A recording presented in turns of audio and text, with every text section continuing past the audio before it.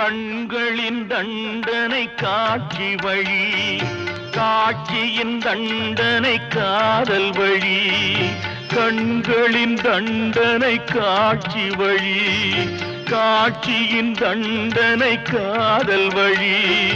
காதலின் தண்டனை கடவுள் வழி.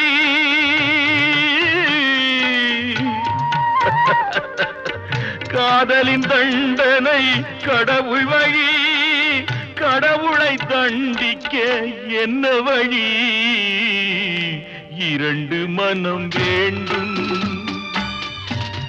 இறைவனிடம் கேட்பேன். நினைத்து வாழ ஒன்று, மறந்து வாழ ஒன்று. இரண்டு மனம் வேண்டும்.